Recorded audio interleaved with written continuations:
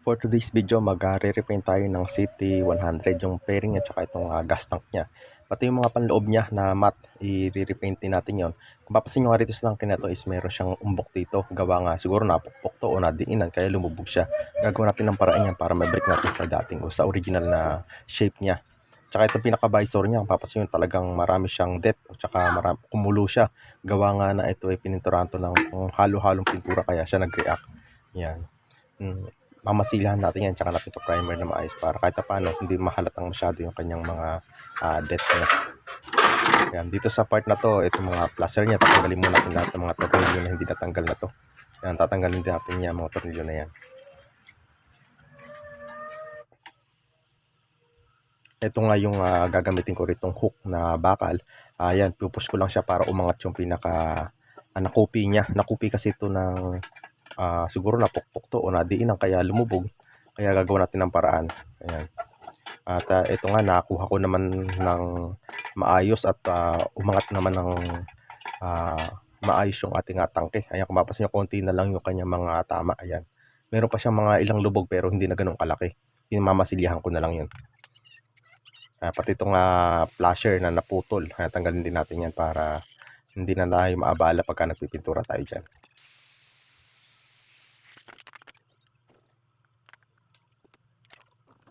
Ayan, nilagyan ko din ng WD para matanggal agad lahat ng mga tornilyong ayaw matanggal. Ayan, bago tayo mag-primer, linisin muna natin ito lahat. Ayan, niliha ko muna lahat ng dapat lihahin, tsaka ko siya, ayan, naka-power spray muna siya. Bago ko siya lihahin, saka natin siya ibibilad para matuyo siya. Ayan, para matanggal lahat ng mga putik-putik niyan, mga langis-langis niya. Ayan, sinabon ko na rin yan para sigurado nakakapit yung ating primer dyan. Ayan, malinis na siya. At ito nga, nalihan na nga natin siya ng 220 grit na liha. Ayan. Pinapatuyo ko lang siya. At dito nga magtitimpla na ako dito ng epoxy primer. Ayan. Para sa ating paunang pintura dito of ating pang primer. Siguraduhin lang natin na malinis yung ating primer. Ang ginawa ko nga dyan, after ko siya maliha, sinabon ko muna siya, tsaka ko siya binalaw mabuti. Tsaka ko siya ibinilad para sigurado tayo na tuyong-tuyo para walang tubig. Kumapit na maganda yung ating primer dito. Epoxy primer yung ginamit natin dito para sigurado tayo na matibay.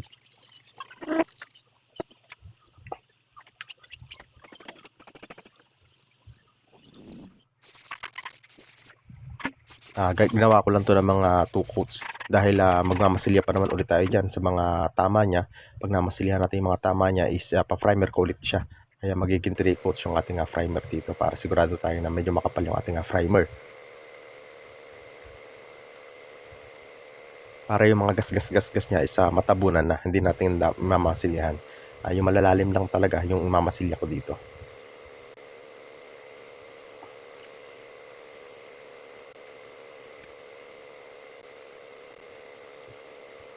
Pati itong chain cover na ito, pinatira na rin sa atin.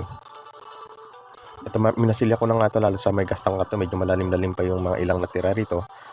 Minasilihan ko muna siya para siguradong patag na tayo dyan kapag nag-spray na tayo ng base coat niya. Patutuyuin ko lang ito ng mga 3 hours. Pwede na yun. Ako 3 hours ko talaga siya pintuyo para sigurado matigas yung masilya natin bago natin siya lihahin ng 400 grit na ang ginamit ko dyan. Ayan, 400 grit na ginamit ko dyan. Wet sanding nga yung ginamit ko para sigurado tayo na hindi magasgas ng malalim yung ating primer. Ayan, padaanan natin siya para mag-smooth finish lang siya. Ayan, tapos natin siya maliha. Bilad natin siya ng sigurado para matanggal lahat ng mga moist niya, lahat ng tubig na nandyan para pagka nag-spray tayo mamaya ng base coat ay ng primer. Ulit pa-primer ko pala ulit muna to bago tayo mag-base coat. Yan, lahat ng mga tama ng masilya, i-primer ulit natin yan. Pati itong mga inner part niya, ito yung sa may likod niya, sa tail. Pati yung mga inner part niya na may tama, nilagyan ko na siya ng masilya. Ay, yung mga inner part niya. Yan, pati itong mga cover.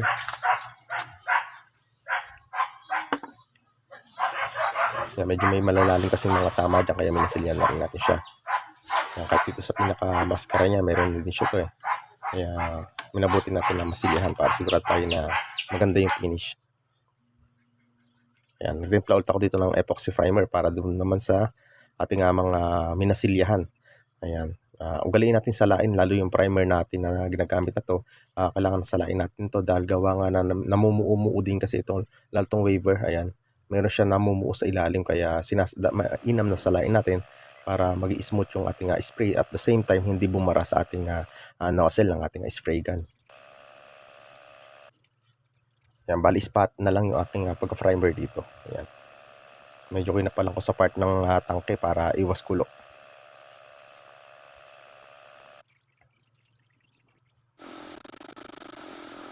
Inuna ko na nga itong mat. Itong pinaka-inner part niya na to, tulad na sa may air filter niya, ginamitan ko siya ng acrylic black na flat.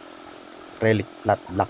Ayan. Yun na lang ginamit ko dyan para sigurado tayo na maging maganda yung finish ng ating mat.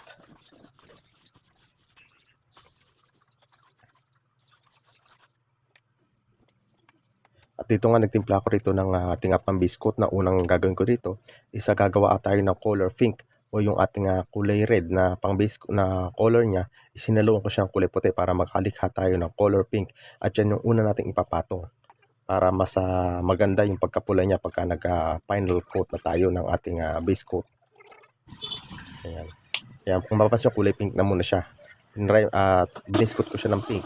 Pagka natuyo siya, ire-red na natin. Tulad nga na yan, kung papansin nyo, kahit unang bugo ko pa lang dito, kitang-kita na natin yung pagkapula ng ating pinipinturahan. Ayan, unang coat lang yan, miscoat lang yan, pero pansin nyo na mabilis ko nakuha yung pagkapula niya. Gawa nga na may pondo na tayo na kulay pink. Pinakainaman pagka may pondo tayong pink, kasi ire-recta natin siya ng kulay pula. Parang medyo mapusyaw kasi ang kulay niya kapag pula agad yung kinana natin sa ating primer white.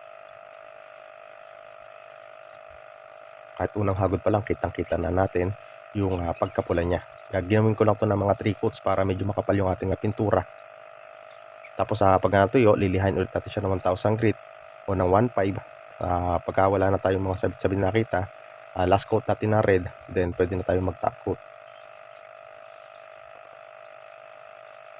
Sa bawat patong ko na to, nag-interval ako ng 15 to 20 minutes para matuyo yung unang patong natin bago tayo magpatong ulit para siguradong tuyo na ilalim niya. Once kasi hindi natuloy yung ilalim niya, mahihirapan tayo magpatuyo dyan. Pero gawa ng acrylic naman to, kaya mabilis naman siya matuyo.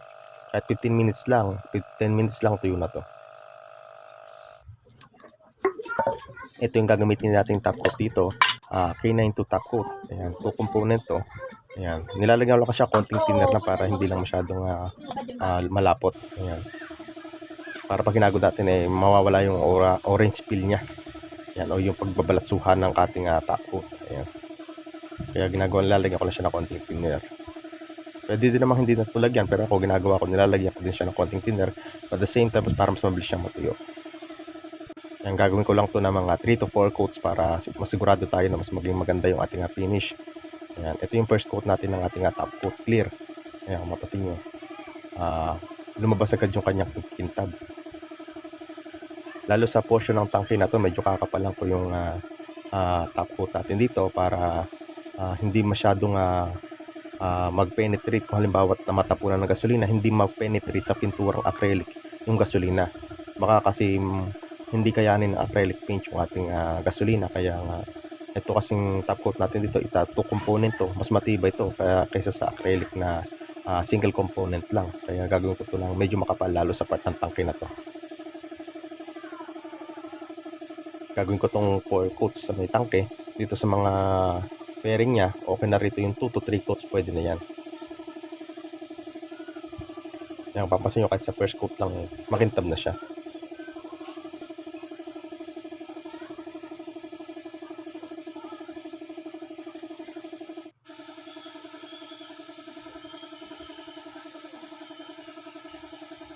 First time natin repaint ng ganito kadaming fairing. Ayan.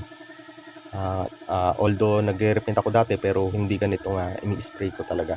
Gumagamit ako minsan dati ng Boss nilang, yung lata lang siya. Pero ito, first time natin gumamit talaga dito na ang ganitong pintura na talagang kahit paano ay meron na tayong knowledge sa pagpipintura. Dati kasi medyo nag-DIY, nag-umpisa pa lang tayo, hindi ko siya madali ng maayos gawa nga ng hindi ko alam yung mga pagkakasunod-sunod ng tamang proseso ng pagpipintura.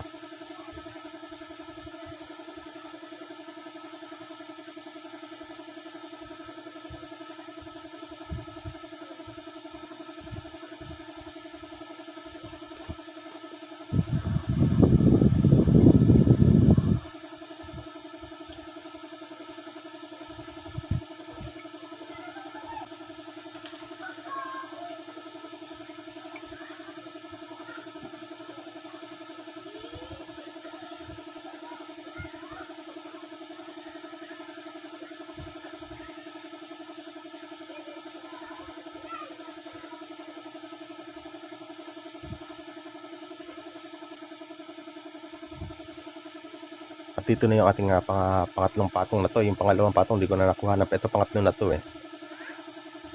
Yung mapasin nabakintab na agad-agad siya kasi medyo makapal na yung pagka-top coat natin sa kanya. Talagang makisap na siya. Medyo hindi ko na siya tinututukan masyado gawa nga na baka lumuha. Yun ang pinakamalaking problema natin yan. Pagka lumuha yan, talagang papangit ang ating pagkaka-top coat yan kapag nangyari yun. Kaya talaga namang alalay lang yung aking buga dito. Dadaanin ko na lang sa kapal, sa dami ng ating pagpatong. Kaya hindi ko siya muna pinupull coat. Yan, puro semi-pull coat lang muna yung ginagawa ko yan. Para iwas tayo sa pagkatulo dahil hindi naman tayo professional nga. Sabi ko hindi tayo professional sa ganitong pag-repaint. Kaya dahan-dahan lang. Iwas tulo kasi once na tumulo yan, napakapangit tignan.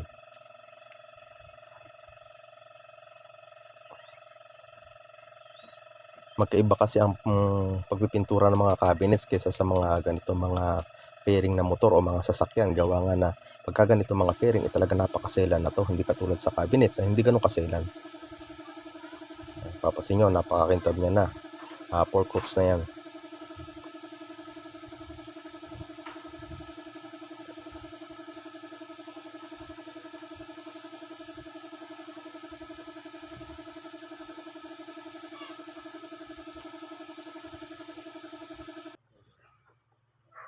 Ito na yung mat natin. Kaya papansin nyo, parang bago na ulit yung ating mat pairing. Ayan. Ito yung naging outcome ng ating pagkapipintura dito. Ayan. Mat na acrylic lang yung ginamit ko dyan. Hindi ko na nga ito tinap coat. Ayan. Pero papansin nyo, maganda na yung nag-itsura niya. Ayan. Para ulit siyang bago. Ayan. At ito na yung ating kinalabasan naman ng ating tinap coat na. At ang ating finish ng ating pagre-repaint sa ating City 100 fairing. Tsaka yung gas tank niya. Ayan. Ayan. Napakakintab niya na.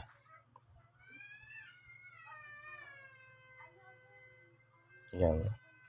Pakaganda ng kanyang naging outcome. Kaya satisfied naman tayo sa ating ginawa rito. At kung mapapansin nyo, talaga namang maganda naman yung outcome. Kaya maganda-ganda na rin.